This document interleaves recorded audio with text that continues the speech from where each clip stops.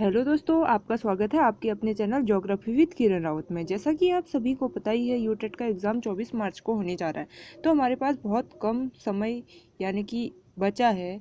तो हमें इस बीच तैयारी खूब ज़ोरों शोरों से करनी चाहिए, क्योंकि टेट क्लियर करना बहुत ही मुश्किल सा है। उस बार भी सन 2019 में भी बहुत से स्टूडेंट्स, इट मीन्स 13% ही लोग यूटेट में पास हुए थे और सब फेल, क्योंकि बहुत टफ टाइप का आता है। तो हमें तैयारी करनी ही होगी इसके लिए, वरना मे बी 90 नंबर लाना भी इसमें बहुत मुश्किल हो जाता है। तो आप सभी को पता ही है कि मैं इस चैनल के थ्रू यूटेट सन 2019 या जो प्रीवियस ईयर एग्ज़ाम पेपर हैं वो इस चैनल के थ्रू आपको प्रोवाइड कराने की कोशिश कर रही हूँ। तो आप हमारे चैनल को लाइक सब्सक्राइब करना ना भूलें, ताकि हमारी आने वाली वीडियो आप तक इजीली पहुँच सके। ओके, आई होप आपको इतना समझ में आया होगा। हमारे चैनल को लाइक सब्सक्राइब ज़रूर कीजिए। ओके, तो सन 2019 में क्या क्या क्वेश्चन बने थे उनके बारे में हम अच्छे से जान लेते हैं कि कौन कौन से क्वेश्चन सन 2019 में यूटेट से पूछे गए थे। पहला क्वेश्चन पूछा गया था बाल विकास एवं शिक्षा शास्त्र में। तो पहला इसमें क्वेश्चन बना था, सीखने के रूप में आकलन सहायता करता है। ये किस तरह से आकलन सीखने के रूप में सहायता करता है? ये बच्चों के बीच सीखने के लिए सीखने के कौशलों का निर्माण करता है। लेबलिंग के बिना रिपोर्टिंग या बच्चों की तुलना करता है। नो, ये रॉन्ग है। शिक्षक को शिक्षण अधिगम को सुशोधित संशोधित करने व समीक्षा करने में सहायता करता है। रॉन्ग। सीखने के अंतर को जानने में सहायता करता है। ये भी रॉन्ग है। इसका राइट आंसर पहला है, बच्चों के बीच सीखने के कौशलों का निर्माण करना। ये एक सीखने के रूप में आकलन सहायता करता है। सीखने के रूप में आकलन बच्चों के बीच सीखने के लिए सीखने के कौशलों का निर्माण करने में सहायता है। आकलन मतलब आकलन क्या है? आकलन वह प्रक्रिया है जिसके माध्यम से सीखने की प्रक्रिया की समीक्षा करने में सहायता मिलती है, वही आकलन है। ओके, नेक्स्ट क्वेश्चन की ओर जाते हैं। सीखने की शिक्षण अधिगम और आकलन तकनीकें समृद्ध करती है। बच्चों की विचारों की खोज, दैनिक जीवन के अनुभव, वर्तमान समझ का आकलन करने हेतु वर्कशीट, ये सभी राइट लग रहे, तो इसका राइट आंसर पहला है। नेक्स्ट क्वेश्चन की ओर चले जाते हैं। पूर्ण रूप से नेत्रहीन बच्चे को ज्यामितीय विचारों की व्याख्या की जाती है। ये जो पूर्ण रूप से जो नेत्रहीन बच्चे होते हैं, उनको ज्यामितीय जो विचार होते हैं उनकी व्याख्या की जाती है। किस रूप में की जाती है? मौखिक विवरण और मूर्त अनुभव द्वारा। अमौखिक विवरण और मूर्त अनुभव। मौखिक विवरण और अमूर्त अनुभव, केवल मौखिक विवरण। इसका राइट आंसर पहला है, क्योंकि मौखिक हम खुद ही बोलेंगे और उन्हें मूर्त ब्रेल लिपि, मूर्त उन्हें टचेबल सेंस के द्वारा हम उन्हें ऐसे दिखाएंगे तो वो अच्छे से जो ज्यामितीय विचार हैं उन्हें एब्जॉर्ब कर लेंगे। इसका राइट आंसर फर्स्ट है। नेक्स्ट है, विशेष आवश्यकता वाले बच्चों का आकलन करते समय शिक्षक को क्या क्या चीज़ों का ध्यान देना चाहिए? बच्चों के बीच तुलना करनी चाहिए। नो। बच्चों का धीमा, खराब, बुद्धिमान आदि लेवल करना चाहिए। नो। सीखने पर ध्यान केंद्रित करना चाहिए, न कि अंकों पर। यह राइट है, क्योंकि जो बच्चे होते हैं विशेष आवश्यकता वाले, तो उनके सीखने पर विशेष ध्यान देना चाहिए और अंक पे नहीं देना चाहिए। इसका राइट आंसर सी है। पियाजे के अनुसार बच्चे वस्तुओं के मानसिक निरूपण पर सक्रियताओं को निष्पादित करने की योग्यता विकास की किस अवस्था से विकसित करते हैं? ये मूर्त सक्रियात्मक अवस्था जो पियाजे ने दी है, मूर्त सक्रियात्मक अवस्था उसको इंडिकेट करता है। इट मीन्स पियाजे के अनुसार बच्चे वस्तुओं के मानसिक निरूपण पर संक्रियाओं को निष्पादित करने की योग्यता विकास की मूर्त संक्रियात्मक अवस्था में विकसित करते हैं। यह अवस्था कब से कब होती है? ये 7 से 11 वर्ष तक होती है। ओके, आई होप आपको इतना समझ में आया होगा। उन्होंने 4 अवस्थाएं दी थी। नेक्स्ट है, निम्न में से कौन से कथन अधिगम अक्षम बच्चों के संदर्भ में सही है? ये इनमें अवधान से जुड़े विकार होते हैं। इनमें पेशियस समन्वय तथा हस्त निपुणता अपेक्षाकृत उच्च कोटि के होते हैं। ये बच्चे मौखिक अनुदेशों को समझने और अनुकरण करने में असफल होते हैं। राइट आंसर थर्ड है 1 और 3। इंद्रधनुष के रंगों को विबग्योर की तरह याद किया जाता है। हमने बचपन में विबग्योर की तरह जो इंद्रधनुष है, रेनबो है, उनके याद किया था एक अच्छे से सिस्टमेटिक रखने के लिए, क्योंकि बहुत से क्वेश्चन आते हैं एग्जाम में। आजकल मॉडर्न ईरा भी है तो उसमें इस टाइप के क्वेश्चन आते हैं कि विबग्योर का पहला कलर और लास्ट क्या है, तो इस टाइप के। तो ये विबग्योर सॉरी इंद्रधनुष का, तो विबग्योर एक अच्छा फॉर्मेट है, अच्छा है। तो इसमें राइट आंसर है प्रथम अक्षर तकनीक है ये विबग्योर स्मृति बढ़ाने की। इसमें जो वी का अर्थ है वॉयलेट, वैगनी, इंडिगो, ब्लू, बी का जी का ग्रीन, वाई का येलो, ओ का ऑरेंज एंड रेड का रेडी लाल। तो ये इसका विबग्योर का है। Okay, VIBGYOR। Okay, next question की ओर जाते हैं। पर्यावरण को समझने, सविवेक चिंतन तथा किसी चुनौती का सामना होने पर उपलब्ध साधनों का प्रभावी ढंग से उपयोग करने की व्यापक क्षमता है, ये बुद्धि का है। ओके, किसी व्यक्ति का नैसर्गिक या स्वाभाविक दशा में घटित होने वाली ताक्षणिक व्यवहारपरक घटनाओं का व्यवस्थित संगठन तथा वस्तुनिष्ठ ढंग से अभिलेख किस मनोवैज्ञानिक विधि में तैयार किया जाता है? ये प्रेक्षण। हाँ, नेक्स्ट क्वेश्चन की ओर जाते हैं। किस प्रकार की अधिगम प्रक्रिया में सामान्यतः प्रयोज्य निष्क्रिय होते हैं? ये शास्त्रीय अनुबंधन में। ओके, नेक्स्ट क्वेश्चन की ओर जाते हैं। किस प्रकार की स्मृति को असक्रिय स्मृति कहा जाता है? यह दीर्घकालीन स्मृति को। ऐसा क्यों? आप भी थोड़ा सोच रहे होंगे कि इसे असक्रिय क्यों कहते हैं। ये तो दीर्घकालिक है और लॉन्ग टाइम तक रहती है। ऐसा क्यों? क्योंकि हम जो भी चीज़ों को रखते हैं, आज हमने कुछ चीज़ें माइंड में रखी, उसे रोज़ तो हम सक्रिय एक्टिवनेस उसमें नहीं होती है, लेकिन परंतु जब हम सोचते हैं, जो दीर्घकालीन स्मृति है उसको हम सोचते हैं, माइंड में लाते हैं, तो वो चीज़ें उस समय सक्रिय हो जाती है। अदरवाइज वो और टाइम असक्रिय बनी रहती है। ओके, आई होप आपको इतना समझ में आया होगा। नेक्स्ट क्वेश्चन की ओर जाते हैं। उपलब्धि की आवश्यकता है, ये अर्जित अभिप्रेरक।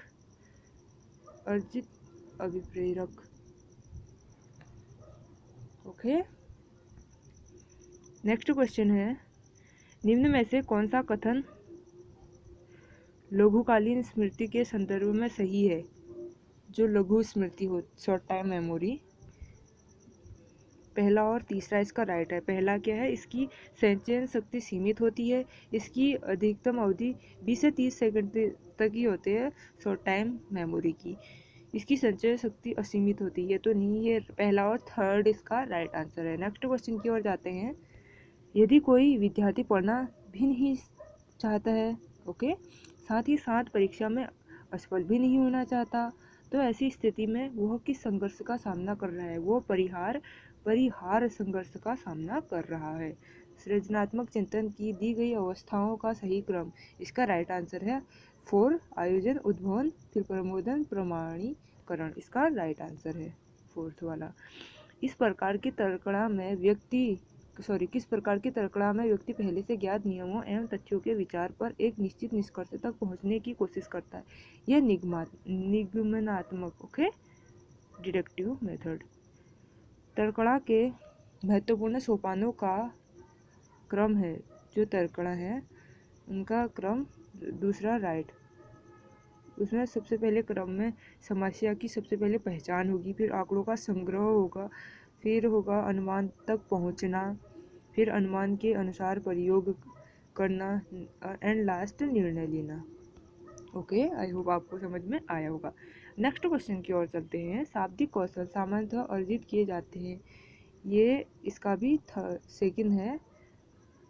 पे याद करके, दोहराकर, फिर पुनः याद करके एंड वस्तुओं को पहचान कर। सबसे पहले याद करेगा, फिर दोहराएगा, रिपीटिशन, एंड पुनः याद एंड रिकॉग्नाइज करेगा, लास्ट में पहचान करेगा उसका। ओके, नेक्स्ट क्वेश्चन की ओर जाते हैं। लड़कियां मध्य बाल्यावस्था में अधिक महत्व देती है। किसको?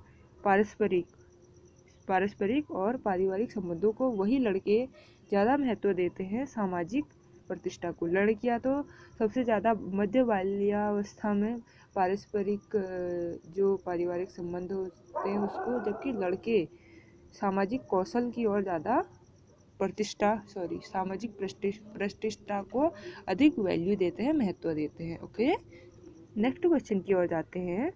सकारात्मक संवेगों को निम्न उपायों से बढ़ाया जा सकता है। जो सकारात्मक पॉजिटिव इमोशंस होते हैं उनको कैसे इंक्रीज किया जाता है? पहला तो है तनाव मुक्त करने वाले व्यायाम जैसे ध्यान और योग से, प्रतिदिन की गतिविधि में प्रसन्नता और संतोष की खोज द्वारा। इसका राइट आंसर पहला एंड सेकंड, थर्ड इसका गलत है। नेक्स्ट क्वेश्चन की ओर जाते हैं। विद्यालय में नामांकन के पश्चात विद्यालय जाना छोड़ देने वाले बच्चों को के अनुपात को कहते हैं, ये ड्रॉप आउट कहते हैं। स्लेन चार्ट का संबंध है, ये दृष्टिबाधिता से है। ओके, विशेष एक मिनट विद्यालय में नामांकन, ये तो ड्रॉप आउट है, छोड़ देते हैं ना बच्चे बीच बीच में, तो उसका छोड़ने को ही ड्रॉप आउट कहते हैं। तो आपको इतना। नेक्स्ट है स्लेन चार्ट का संबंध है। स्लेन चार्ट का संबंध दृष्टिबाधिता से है। डच आँख रोग विशेषज्ञ जर्मन स्लेनन ने वर्ष 1862 में स्लेन चार्ट विकसित किया था। ओके, तो उन्होंने ये दृष्टिबाधिता से संबंधित है। विशेष आवश्यकता वाले बच्चों के शिक्षण हेतु मल्टी सेंसरी अप्रोच का प्रयोग किया जाना चाहिए। मल्टी सेंसरी अप्रोच से तात्पर्य है दृश्य, श्रवण, गंध, स्पर्श से। ओके, राष्ट्रीय शिक्षा नीति सन 2019 के ड्राफ्ट प्रारूप निम्न में से किसकी अनुप्रशंसा करता है? ये शिक्षा व शिक्षण शास्त्र रटने के बजाय बच्चों को सिखाया कैसे जाए, यह सीखने को सक्षम बनाता है। इसका राइट आंसर पहला है। नेक्स्ट है, निम्न में से कौन सा कथन सत्य है? मार्गदर्शन का अर्थ विद्यार्थियों को निर्देश देना, एक निर्देशी देना नहीं होता है, बहुत और चीज़ें भी होती है। मार्गदर्शन व्यक्ति एवं सामूहिक दोनों रूप में किया जा सकता है। मार्गदर्शन केवल जो परामर्श तो होता है वो एक टाइम पे एक ही को दिया जा सकता है, जबकि जो मार्गदर्शन है वो व्यक्तिगत भी होता है और सामूहिक भी होता है। जैसे हम टीचर एक फैसिलिटेटर, एक मार्गदर्शक होता है, तो वो पर्टिकुलर एक स्टूडेंट जो वीक है किसी एरिया में उसे रिमीडियल दे रहा है, और समूह में ही भी वो मार्गदर्शन दे सकता है। तो इसका राइट आंसर दूसरा है। नेक्स्ट है, जब परीक्षाएं समीप हो तो शिक्षक को क्या करना चाहिए? कोर्स पूरा करने के लिए विद्यार्थियों को घर बुलाना चाहिए? नो, ये तो खुद ही रॉन्ग लग रहा है। विद्यार्थियों को स्वयं कोर्स पूरा करने के लिए कहना चाहिए? रॉन्ग। नेक्स्ट है, विद्यालय में कोर्स पूरा करने के लिए अतिरिक्त समय देना चाहिए। ओके, अतिरिक्त समय देना चाहिए। विद्यार्थियों के में सहयोग की भावना विकसित की जा सकती है, ये समूह कार्य द्वारा। किस प्रकार के प्रश्नों के आधार पर एक शिक्षक को विद्यार्थी के प्रदर्शन को मूल्यांकित करना चाहिए? वस्तुनिष्ठ द्वारा, निबंध द्वारा, लघु उत्तरीय, ये सभी द्वारा एक शिक्षक को मूल्यांकित करना चाहिए। जैसे बच्चे सहयोग करना सीखते हैं, वह विकसित करते हैं, सहकारिता को भी विकसित करते हैं, एक टीम भावना आती है, ये मेरा टीम है और मैं इसके लिए बना हूँ, और उनमें एकजुट रहने की, एकता से रहने की, यूनिटी बनाए रखना, ये टीम भावना ही इसके मेन कैरेक्टरिस्टिक हैं। सामूहिक अभिवृद्धि, उपरोक्त सभी राइट आंसर है। जब कोई विद्यार्थी किसी प्रश्न का उत्तर गलत देता है तो शिक्षक को विद्यार्थी को गलत उत्तर देने के लिए दंड देना चाहिए? रॉन्ग। उत्तर में से गलत है उसे सुधार कर विद्यार्थी को बताना चाहिए? रॉन्ग। उत्तर में विद्यार्थी की सहायता से सही कराना चाहिए, ये राइट है। क्योंकि अगर कोई विद्यार्थी प्रश्न को गलत दे रहा है तो उसे विद्यार्थी को ही सही करना चाहिए, उसे ही एक मौका और देना चाहिए जो कि उसे सही कराए।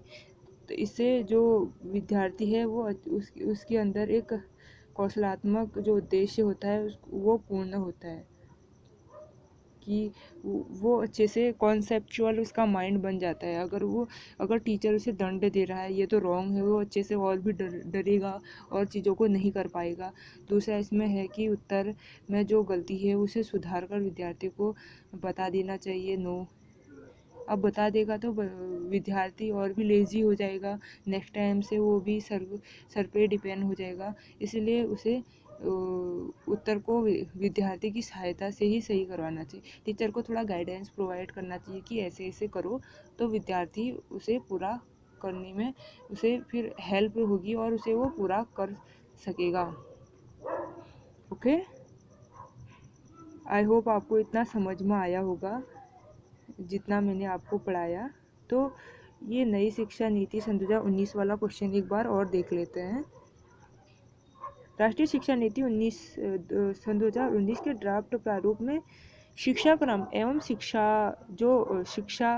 शिक्षण शास्त्र है उसमें रटने के बजाय बच्चों को जो रटंत विद्या होती है उसे बच्चों को बजाय बच्चों को कैसे सिखाया जाए, इन पे ज़्यादा फोकस देना चाहिए। यह सीखने में सक्षम बनाने से संबंधित अनुप्रशंसा करता है। इस नवीन विधा का उद्देश्य शिक्षा व्यवस्था को अधिक व्यवहारिक प्रैक्टिकल बनाना, प्रयोगार्थी बनाना, ताकि रटने के स्थान पर अनुसरण एवं स्मृति युक्त अधिगम प्रक्रिया को क्रियान्वित किया जा सकता है। स्टूडेंट क्रिएटिव बन सकता है। अगर उसे हम थ्योरी याद करने को दे देंगे कि इसे तुम याद करो, और अपने जैसे मूल्यांकन वाले भी एक जो थ्योरी होती है उसमें एक मूल्यांकन वाला पार्ट भी होता है कि इसमें से आपको अभी के परिप्रेक्ष्य में आपको ये कैसा लग रहा है, अपनी राय देने को भी आता है, तो वहाँ पे आप क्रिएटिव थिंकिंग लगा सके।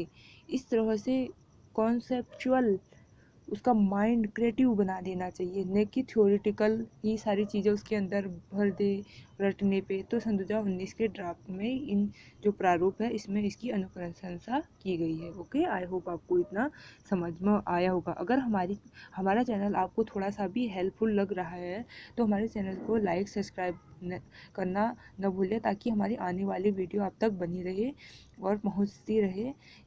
आप अच्छे से मेहनत करिए, यूटेट को क्लियर करने की कोशिश कीजिए। 90 मार्क्स तो लाने की कोशिश ही कीजिए, क्योंकि बहुत टफ आता है यूटेट का।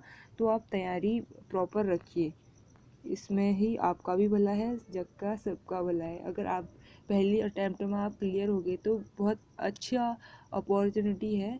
अदरवाइज़ फिर फॉर्म आए ना आए, कोरोना काल कोरोना के टाइम पे तो सन 2020 में ना आ पाए, ऐसी सिचुएशन आ सकती है। अपॉर्चुनिटी मिली है, अपॉर्चुनिटी बार बार तो नहीं आती है। ओके, आई होप आपको समझ में आया होगा। अगर समझ में आया तो थैंक यू।